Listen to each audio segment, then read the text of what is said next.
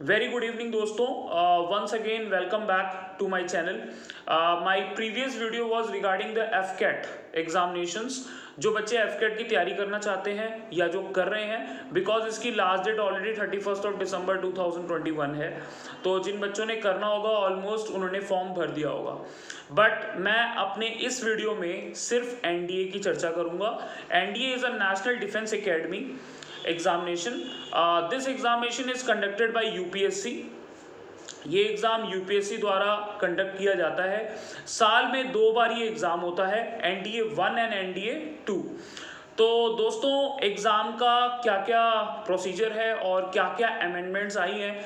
सबसे बड़ा अमेंडमेंट ये आया है, बताना चाहूँगा कि गर्ल्स भी एनडीए के लिए जा सकती हैं। जो प्रीवियसली होता था कि गर्ल्स के लिए ग्रेजुएशन रखा गया था, अब वो रूल नहीं है। Girls can also appear for NDA exams. Now sir, NDA exam में क्या कॉमर्स वाला जा सकता है, क्या साइंस वाला जा सकता है, कि आर्ट्स वाला जा सकता है? दोस्तों, जिस बच्चे के पास नॉन मेडिकल है, he can join Navy, Army, Air Force, any of these forces, because in Navy science is required, in Air Force there is a requirement of science.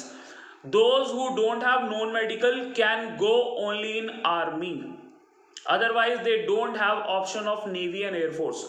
Sir ऐसा क्यों होता है? बिकॉज नेवी में science compulsory है दोस्तों, because वहाँ पे आपको रेडार के बारे में पढ़ना पड़ता है, नेविगेशन की स्टडी होती है, एक्सेट्रा। बहुत सारी चीजें हैं जो साइंस से रिलेटेड होती हैं, so there is no compromisation. Moreover the eyesight should be 6/6 those who want to go for navy and air force. So सबसे पहले मैं ये बताना चाहूंगा कि आपकी एलिजिबिलिटी क्या होनी चाहिए।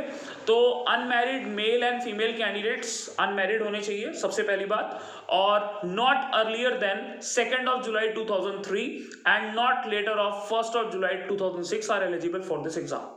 जो लोग इस कैटेगरी में लाई कर रहे हैं वो पेपर दे सकते हैं।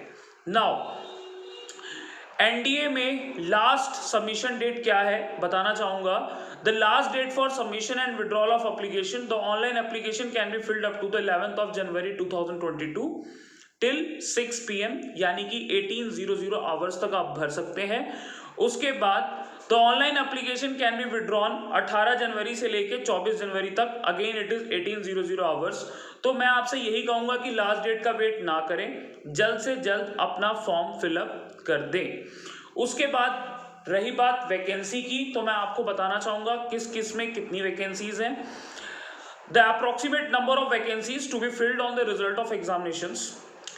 Coming to army, there is 208 including 10 for female candidates.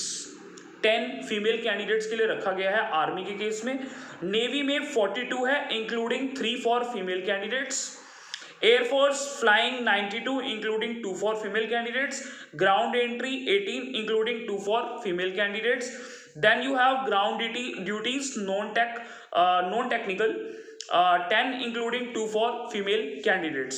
So these are the criteria for the vacancies. दोस्तों, आपने ये सोचना है कि आपने एग्जाम नहीं रैंक लेकर आना है, तभी जाके आप इसे क्लियर कर सकते हैं। Now coming back to the syllabus part. Syllabus में मैं आपको बताना चाहूंगा, उससे पहले मैं आपको थोड़ा बहुत बता दूं कि जो सिलेबस जो होता है वो बेसिकली 11th और 12th का ज्यादा कंटेंट होता है। तो जो बच्चे अभी 11th में गए हैं, मैं तो बोलूंगा आप अभी से ही तैयारी करना शुरू कर दीजिए। अभी से तैयारी करना शुरू करेंगे तब आगे जाके कुछ होगा, क्योंकि आप देख रहे हैं वैकेंसीज कितनी है।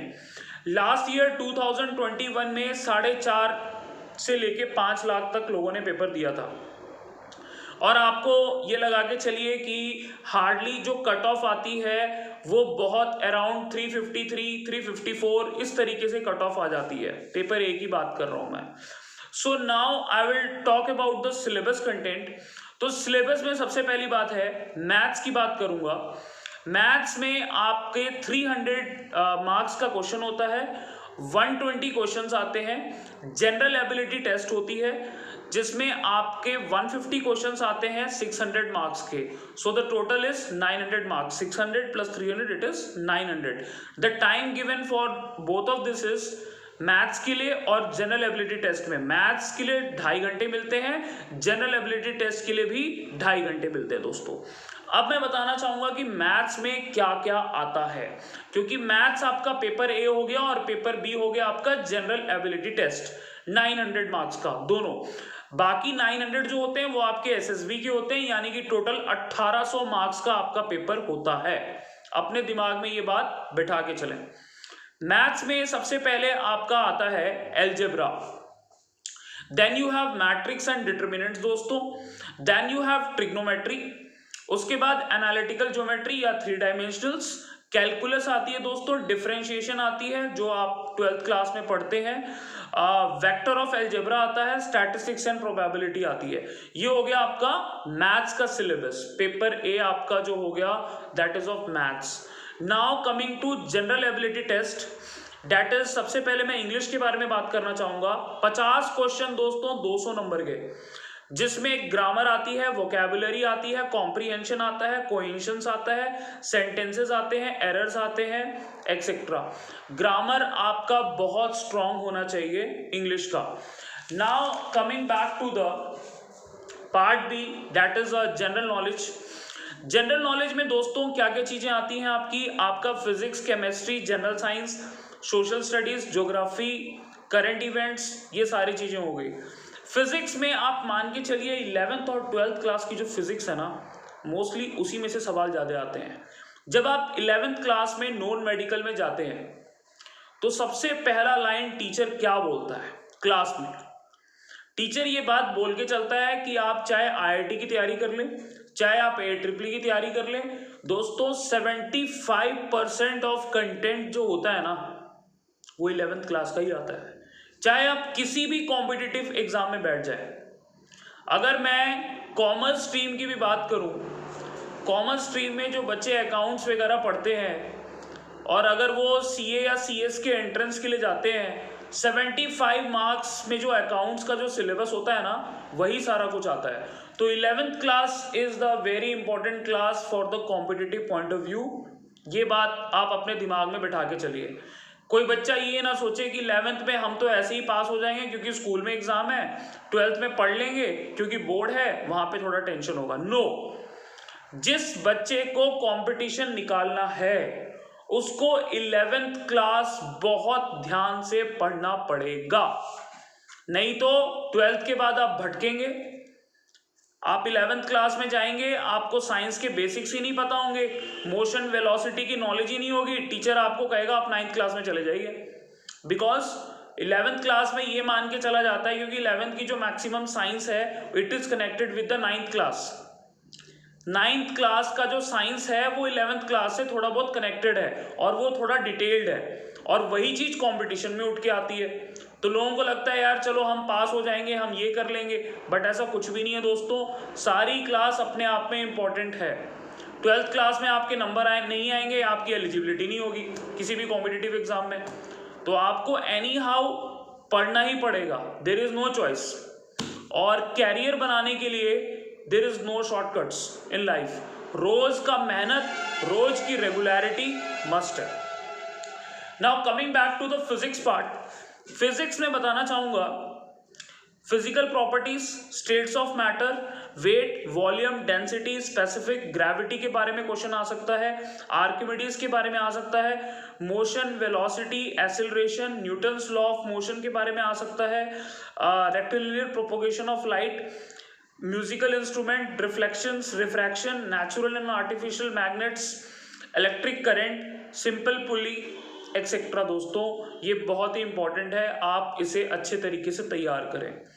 Coming back to the chemistry part, chemistry में दोस्तों physical and chemical changes of elements, mixture, compounds, फॉर्मूले, chemical equations, law of chemical combinations, problems, properties of matters, hydrogen, oxygen, nitrogen, CO2, इनकी प्रिपरेशन आ सकती है, इनकी properties आ सकती है, acid, base and salts, structure of atom, again it is a very important topic you have in 9th class as well as in 11th and 12th class। तो दोस्तों बहुत important है, आप इसे मिस ना करें। एटम्स के बारे में भी आ सकता है, वेरी मच इंपॉर्टेंट, कोई चॉइस नहीं है दोस्तों, पढ़ना ही पड़ेगा, at any cost you have to study. Now coming back to general science. General science में difference between living thing and non living thing, cell bio का पार्ट हो गया, टिश्यूज हो गया, growth and reproduction in plants and animals, elementary knowledge of human body, important organs, common epidemics and their causes and preventions, food source of energy दोस्तों, constitutions of foods, balance diet, solar meters, eclipse, इन चीजों के बारे में आ सकता है general science में।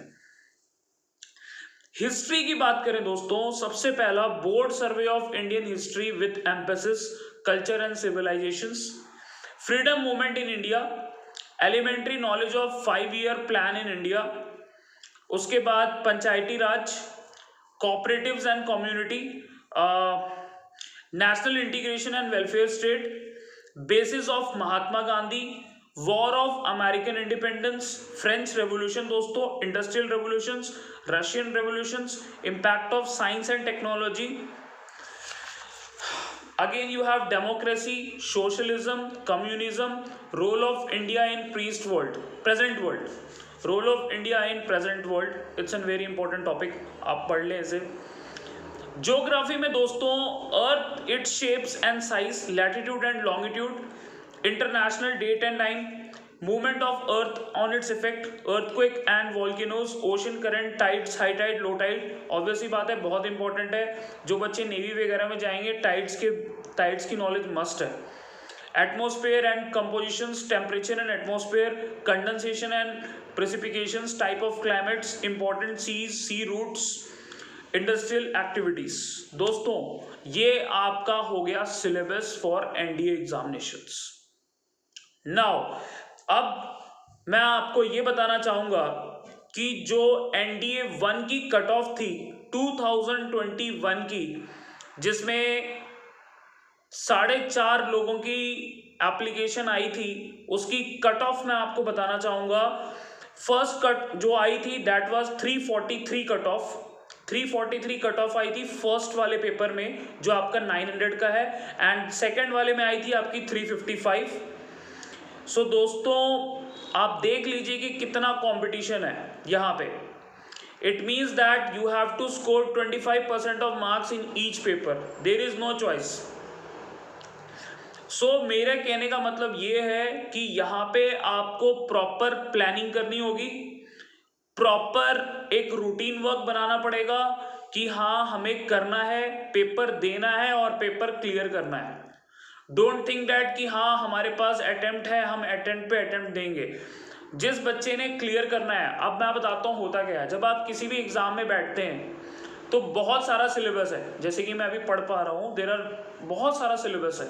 Physics का सिलेबस है, केमिस्ट्री का सिलेबस है, मैथ्स का सिलेबस है, जीएस का सिलेबस है, हिस्ट्री का सिलेबस है, ज्योग्राफी का सिलेबस है, बहुत सारा सिलेबस है। लेकिन दोस्तों बात यह है कि इतना सारा सिलेबस हम रिवाइज कैसे करें।